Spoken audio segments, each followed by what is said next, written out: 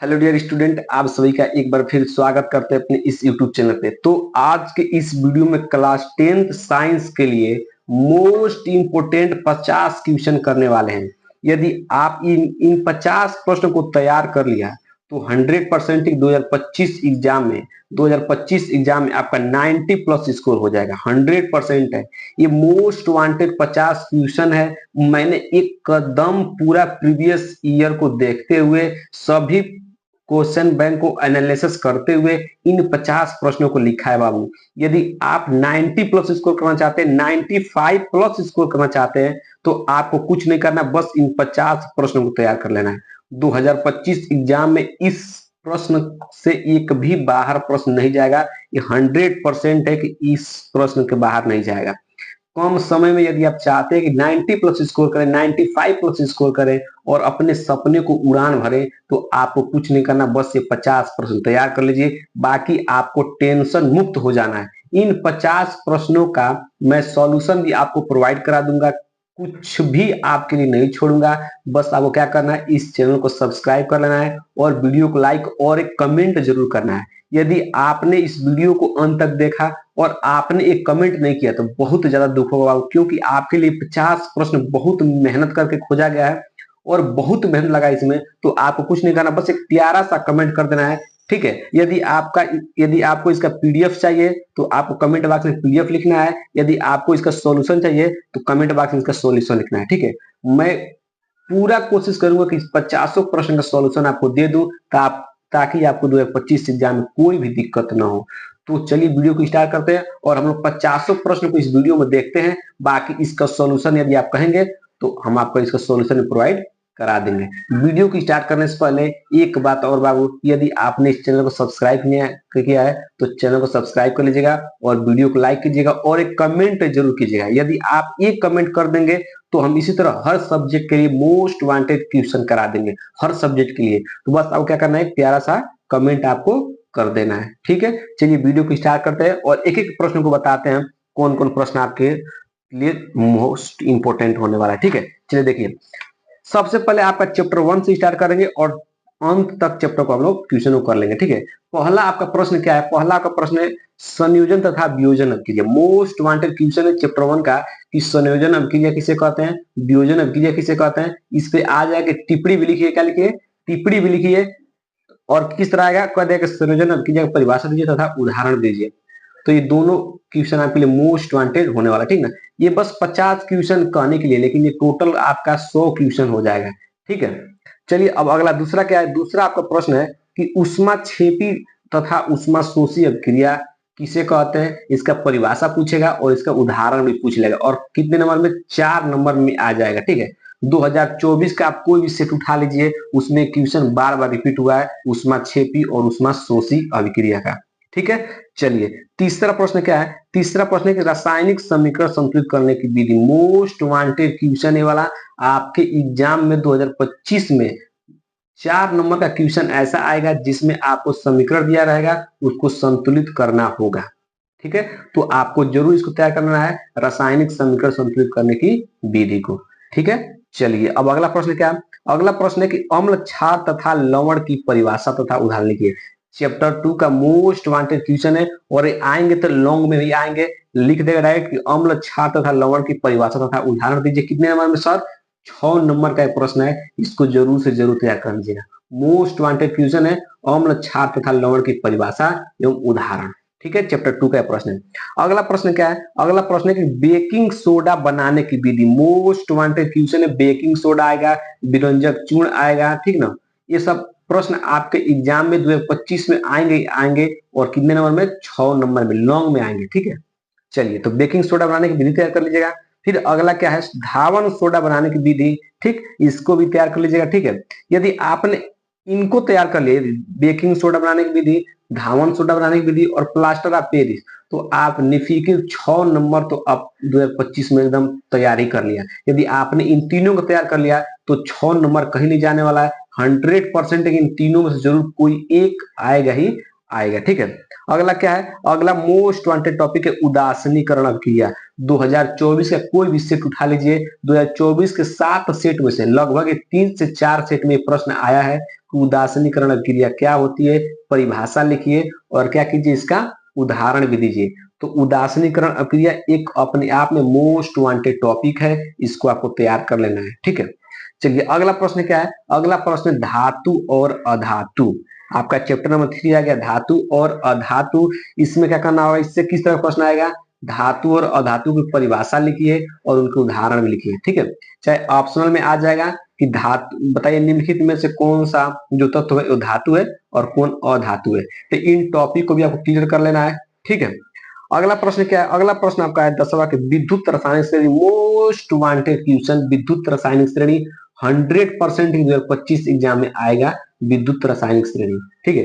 तो आपको विद्युत रासायनिक श्रेणी किसी भी हालत में तैयार कर लेना है, इसका परिभाषा याद कर लेना है और इसके 2 अनुप्रयोग पूछेगा आपसे, ठीक है। बोलेगा कि विद्युत रासायनिक श्रेणी को समझाइए, ठीक है, तथा इसके 2 अनुप्रयोग लिखिए।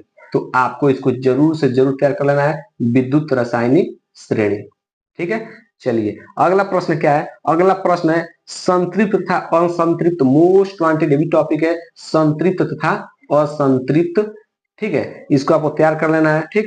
अगला क्या है, अगला है सजातीय श्रेणी, मोस्ट वांटेड डेबिट टॉपिक है, हर एक टॉपिक अपने आप में मोस्ट वांटेड है बाबू, ठीक ना, कि सजातीय श्रेणी क्या होता है, आपको इसको परिभाषा लिखना है, ठीक है। अगला है आईयूपीएससी नामकरण, ये भी इंपॉर्टेंट टॉपिक है, आईयूपीएससी नामकरण आपके 2025 एग्जाम में 4 नंबर का 100% ये 4 नंबर में जरूर फंसेगा, ठीक है। आईयूपीएससी नामकरण 2024 के कोई भी सेट उठा लीजिए, कोई भी सेट उठा लीजिए, उसमें से हर एक सेट में कम से कम 2 से 4 नंबर का प्रश्न आईयूपीएससी नामकरण से आया ही आया है।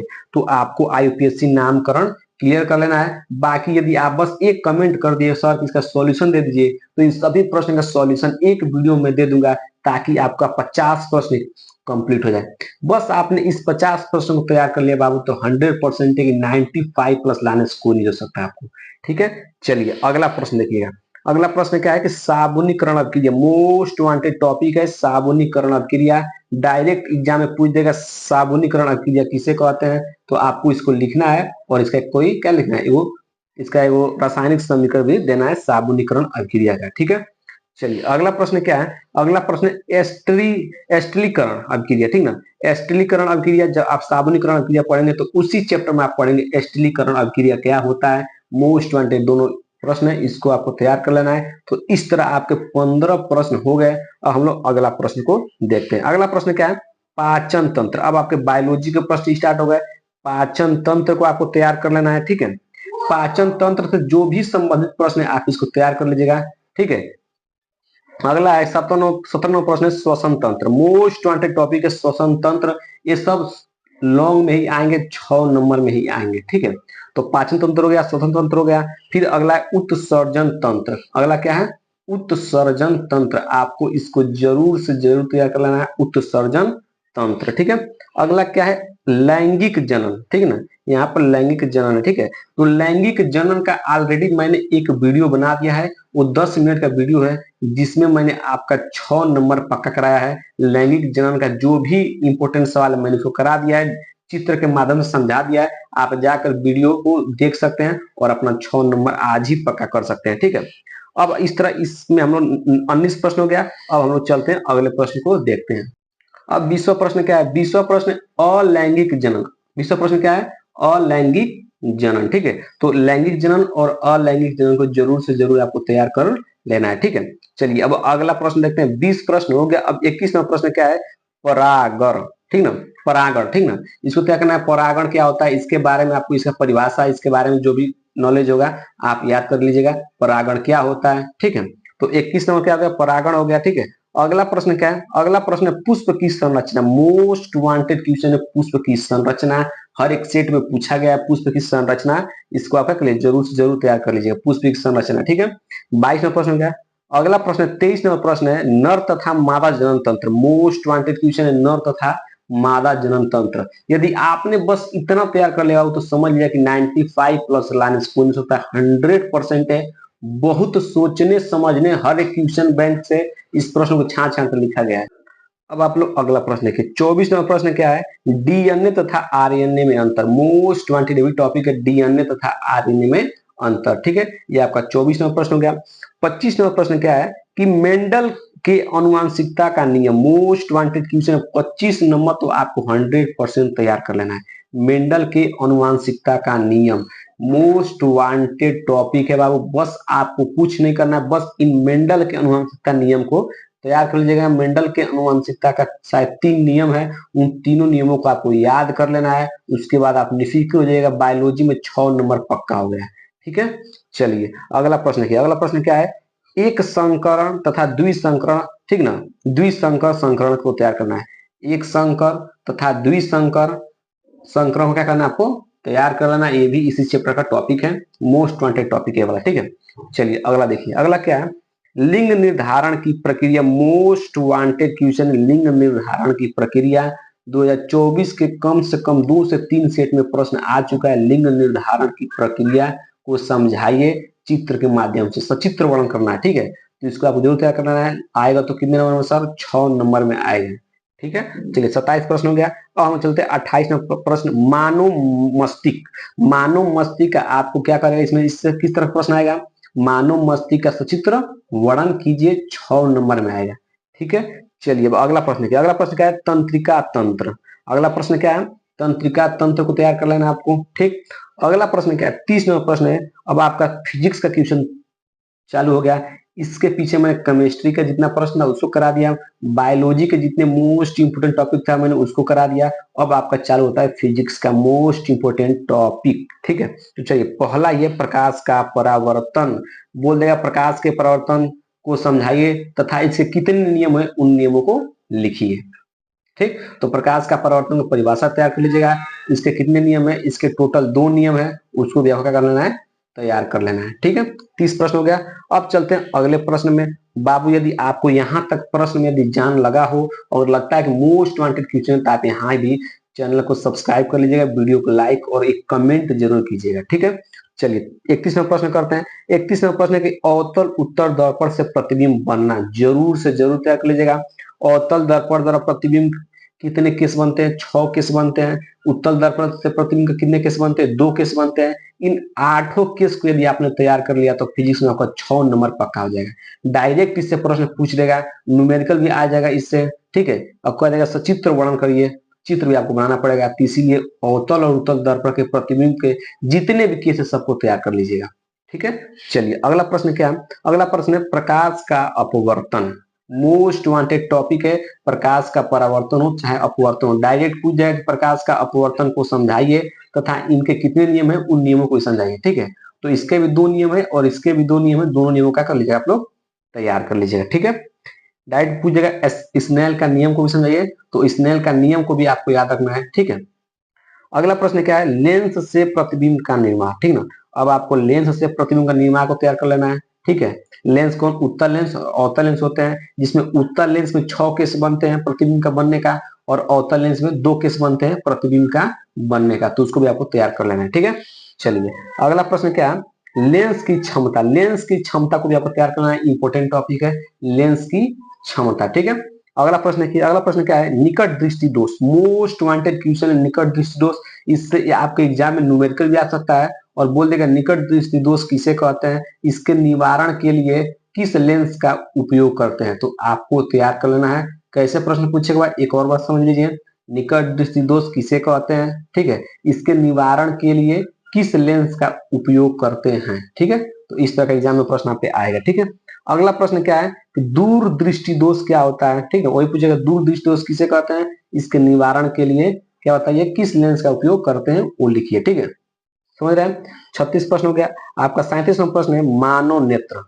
मानव नेत्र का सचित्र वर्णन कर देगा, बोल याद रखेगा, बोल देगा कि मानव नेत्र का सचित्र वर्णन कीजिए। 6 नंबर प्रश्न आपके एग्जाम में आ सकता है। ठीक है, अगला प्रश्न क्या है, ओम का नियम। मोस्ट वांटेड प्रश्न है ओम का नियम। ओम का नियम का आपको जरूर से जरूर याद कीजिएगा कि ओम का नियम को समझाइए। 4 नंबर में आपके एग्जाम में 2025 एग्जाम में प्रश्न छप जाएगा ओम के नियम को। ठीक है, तो इस तरह 38 प्रश्न हो गया। अब हम लोग चलते हैं अगले प्रश्न को करते हैं। अब आप लोग 39 नंबर प्रश्न रहेगा। 39 नंबर प्रश्न विद्युत धारा। डायरेक्ट पूछ जाएगा विद्युत धारा की परिभाषा लिखिए तथा इसके मात्रक लिखिए। 2 नंबर का प्रश्न है। ठीक है, 2 नंबर का प्रश्न है। विद्युत धारा किसे कहते हैं और इसका मात्रक लिखिए। ठीक है, तो विद्युत धारा को आपको तैयार कर लेना है। अगला प्रश्न क्या है? अगला प्रश्न है आपका विद्युत प्रतिरोध। ये सब दो नंबर का प्रश्न है, डायरेक्ट पूछ देगा। विद्युत प्रतिरोध का परिभाषा लिखिए तथा उसके मात्रक लिखिए। ठीक है, 40 प्रश्न हो गया। अब हम लोग चलते हैं 10 प्रश्न और कर लेते हैं। श्रेणी क्रम संयोजन, मोस्ट वांटेड ये वाला टॉपिक है। श्रेणी क्रम संयोजन का सूत्र का निगमन कीजिए और इससे आपके एग्जाम में न्यूमेरिकल 4 नंबर में आएगा ही आएगा। 100% है कि श्रेणी क्रम संयोजन हो चाहे समांतर क्रम संयोजन हो, इन दोनों का निगमन आ सकता है। ठीक है, इसका सूत्र का निगमन R equal to R1 plus R2 plus R3 dash dash Rn तक। ठीक है, इसका क्या पूछ देगा? निगमन पूछ देगा। समांतर क्रम संयोजन का निगमन पूछ देगा। क्या सूत्र होता है? 1/R equal to 1/R1 plus 1/R2 plus 1/R3। इसका निगमन पूछ देगा। चाहे डायरेक्ट इस पर क्या पूछेगा? न्यूमेरिकल पूछेगा। 100% है कि न्यूमेरिकल इस दोनों टॉपिक से एक आएगा ही आएगा, वो भी कितने में? लॉन्ग में आएगा, 6 नंबर का। ठीक है, चलिए 42 प्रश्न हो गया। अब आपका 43वां प्रश्न चुंबकीय बल रेखाएं, मोस्ट वांटेड क्वेश्चन है। चुंबकीय बल रेखाएं बोल देगा, चुंबकीय बल रेखाएं किसे कहते हैं? ठीक है, चाहे एक और प्रश्न आ जाएगा, चुंबकीय बल रेखाएं एक दूसरे को प्रतिच्छेद क्यों नहीं करते हैं? ये भी प्रश्न आ सकता है। और चुंबकीय बल रेखाओं के गुण लिखिए, ये भी प्रश्न आ सकता है। 4 नंबर का इससे प्रश्न बनेगा 2025 में कि चुंबकीय बल रेखाएं किसे कहते हैं या चुंबकीय बल रेखाओं के गुण लिखिए। ठीक ना, तो आपको तैयार करना है चुंबकीय बल रेखाएं। ठीक है, अगला प्रश्न क्या है कि बायो सेवर्ट का नियम, मोस्ट वांटेड क्वेश्चन है। बायो सेवर्ट का नियम, बायो सेवर्ट का नियम को समझाइए। ठीक है, तो इसको आप तैयार कर लीजिएगा, बायो सेवर्ट का नियम। ठीक, अगला प्रश्न क्या है कि फ्लेमिंग के दाएं तथा बाएं हाथ का नियम, मोस्ट वांटेड टॉपिक है। फ्लेमिंग का दाएं हाथ और बाएं हाथ का नियम। जो फ्लेमिंग के दाएं हाथ का नियम होता है उसके द्वारा हम किसी चालक में बहने वाली धारा की दिशा ज्ञात करते हैं। और बाएं हाथ का नियम का प्रयोग कब करते हैं? किसी चालक पर लगने वाले बल की दिशा ज्ञात करने के लिए। तो इस तरह का प्रश्न भी आ जाएगा कि धारा की दिशा ज्ञात करने के लिए किस नियम का प्रयोग करते हैं? तो फ्लेमिंग के दाएं हाथ के नियम का प्रयोग करते हैं। और चालक पर लगने वाली बल की दिशा ज्ञात करने के लिए किस नियम का प्रयोग करते हैं? तो फ्लेमिंग के बाएं हाथ का नियम का प्रयोग करते हैं। उन दोनों नियमों को आपको क्या करना है? एकदम अच्छे से तैयार कर लेना है। मैंने ऑलरेडी इस चैनल पर फ्लेमिंग के दाएं हाथ और बाएं हाथ दोनों नियमों को एकदम अच्छे समझाया है, लिख कर समझाया है। आप उस वीडियो को जाकर देख सकते हैं। ठीक है, चलिए 45 प्रश्न हो गया। अब आपके बच्चे हैं 5 प्रश्न। अगला प्रश्न है मैक्सवेल के दक्षिणावर्त पेच का नियम, मोस्ट वांटेड क्वेश्चन है। मैक्सवेल के दक्षिणावर्त पेच का नियम, इसका प्रयोग कहाँ करते हैं सर? इसका प्रयोग हम चुंबकीय क्षेत्र रेखाओं की दिशा ज्ञात करने करते हैं। ठीक है, तो 2024 के 3 से 4 सेट में पूछ ही दिया है कि मैक्सवेल के दक्षिणावर्ती पेच का नियम लिखिए या चुंबकीय क्षेत्र की दिशा ज्ञात करने के लिए जिस नियम का प्रयोग करते हैं उस नियम को लिखिए। तो चुंबकीय क्षेत्र की दिशा ज्ञात करने के लिए मैक्सवेल के दक्षिणावर्त पेच का नियम का प्रयोग करते हैं। इसका भी वीडियो मैंने ऑलरेडी आपको इस चैनल पर दे दिया है, उसको भी आप जाकर देख सकते हैं। ठीक है, 4-4-5 मिनट का वीडियो है, वो आप देख सकते हैं। ठीक है ना, अगला प्रश्न क्या है? अगला प्रश्न है आपका विद्युत धारा के चुंबकीय प्रभाव। विद्युत धारा के चुंबकीय प्रभाव क्या होता है? इसको आपको तैयार करना है। ठीक है, अगला प्रश्न क्या है? अगला प्रश्न है फैराडे के नियम, मोस्ट वांटेड क्वेश्चन है। फैराडे का नियम को तैयार कर लेना है। ठीक है, अब आपको अगला 2 प्रश्न है।